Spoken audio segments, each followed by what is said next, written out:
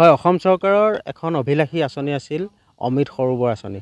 অমৃত সৰোবৰ আঁচনিৰ জৰিয়তে সেই অঞ্চলটোৰ নিবনুৱা যুৱক যুৱতীসকলক সংস্থাপনৰ বাট মুকলি কৰাৰ পৰিকল্পনা কৰিছিল। কিন্তু এই মুহূৰ্তত মই উপস্থিত আছোঁ নাৰায়ণপুৰৰ দ্ৰুপাং তামজুলি অঞ্চলত।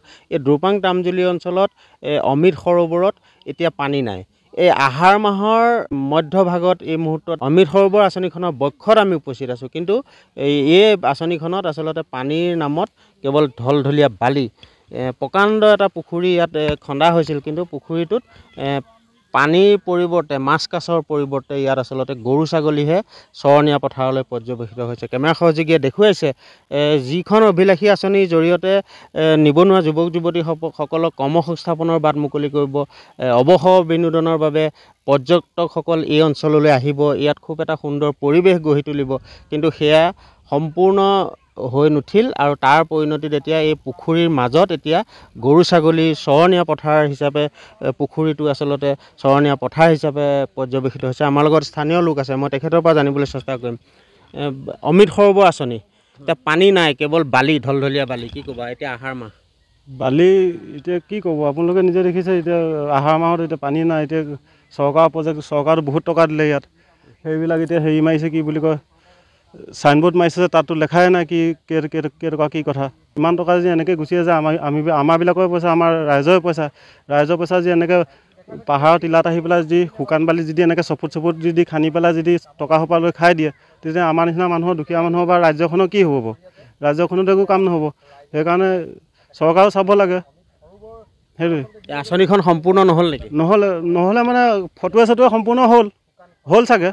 ফটোটোতো সম্পূৰ্ণ হ'ল। তাৰমানে ইয়াত কেইবাবাৰো দেখিছোঁ কিস্তিকৈ মানুহ আহি আছে, ফটো মাৰি নি আছে। ডাঙৰ মানুহ আহে, ডাঙৰ কথা আমিবিলাকতো গমেই নাপাওঁ। তেনেকৈ আমি ভাবিছোঁ, কিন্তু এইটো হেৰি হৈ গ'ল, ফিনিচিং হৈ গ'ল। ফিনিচিং হোৱাৰ পিছত আকৌ 6 ফুটহে খান্দিছে। 6 ফুট খান্দি পেলাই আপোনাৰ হেৰি 12 ফুট আপোনাৰ মাটি উঠাই দিছে, 18 ফুট হৈ গৈছে, চেংচন হৈ গ'ল। ইয়াতে বৃক্ষৰোপণো হ'ব লাগিছিল। বৃক্ষৰোপণ হ'ব লাগিছিলে, মানে ইয়াত লাইট দিয়া কথা আছিলে, কিবা চ'লাৰ লাইট দিয়া কথা আছিলে, তাৰপিছত কিবা গছ পুলি ৰোৱাৰ কথা আছিলে, সেইটোতো নহ'লে বাৰু। সেইটো নাই, একো নহ'লে। আমাৰ লগত আন একাংশও আছে। দাদা অকণমান যদি ওচৰলৈ আহে, ইয়াত আচলতে অমৃত সৰোবৰৰ নামত লাখ টকা অপচয় কৰিলে চৰকাৰে।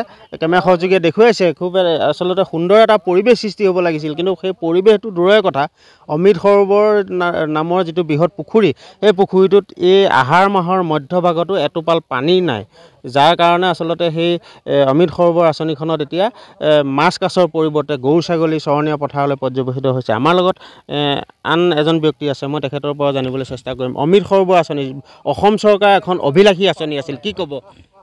অসম চৰকাৰ মানে মই ক'ম কি, এতিয়া ক'বলৈ ভাষা নাই, আচলতে ক'বলৈ মোৰ ৰাস্তাই নাই। আৰু এতিয়া ধৰি লওকচোন, কণা মানুহ এজনেও জানিব যে এইটো মানে ফল্চ কিবা এটা কৰি পেলাই পইচাটো লুটি পুটি কৰিছে। 6 ফুটত পানী কেতিয়াও নোলায়। 10 জেগাতে 6 ফুটত পানী থাকে জানো? 10 জেগাতে 6 ফুটত পানী নাথাকে। গতিকে আমাৰ এই পাহাৰৰ টিলাত 6 ফুট খান্দিলে পানী ওলায় নে নোলায়, কাৰণ বৰমূৰীয়াসকলে ভালদৰে জানে। ইয়াতো বৰমূৰীয়াসকল নিশ্চয় আহিছে, বৰমূৰীয়াসকলে জানে। শিল বালিয়ে নধৰা হৈ আছে। এই আমি এতিয়া চাওক, অমৃত সৰোবৰ গৰ্ভত আমি খাৰা হৈ আছোঁ। গতিকে অমৃত সৰোবৰ গৰ্ভত এটা মানুহ বাৰিষা দিনত খাৰা হৈ থাকিব পাৰে নে নোৱাৰে, আপোনালোকে অনুভৱ কৰক। ইয়াত পানী থাকিব লাগিছিলে, মাছ থাকিব লাগিছিলে, কিবাকিবি থাকিব লাগিছিলে, ইত্যাদি। 4 ৰাউণ্ডটো বেয়া হ'ব লাগিছিলে। অন্ততঃ অইন নহ'লেও ফল মূলৰ গছ যদি 4 বাউণ্ডাৰীটো ৰুলেহেঁতেন, কিমান সৌন্দৰ্য হ'লহেঁতেন, ভাল হ'লহেঁতেন। চৰকাৰে সেইখিনি নকৰিলে। পৰ্যটন ক্ষেত্ৰ হিচাপে গঢ়ি তোলাৰ পৰিকল্পনা আছিল চৰকাৰৰ, কিন্তু হৈ নুঠিলে। তেওঁলোকে যেনে তেনে 6 ফুট কৰি পেলাই যে কেনেকৈ পইচাকেইটা সৰকাওঁ, মানে কেনেকৈ পইচাকেইটা খাওঁ, সেই ধান্দাটো কৰিলে তেওঁলোকে।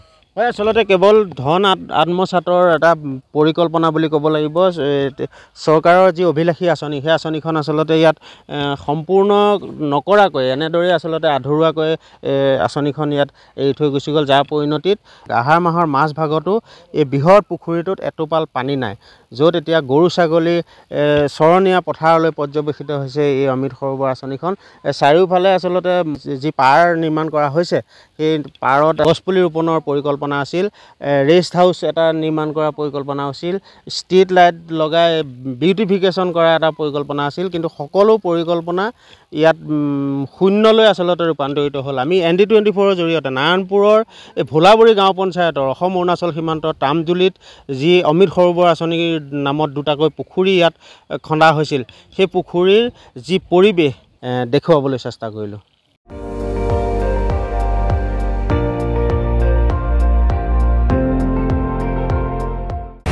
আপুনি চাই আছে ND24, সৰ্বশ্ৰেষ্ঠ নহয় সৰ্বোত্তমৰ দৌৰ।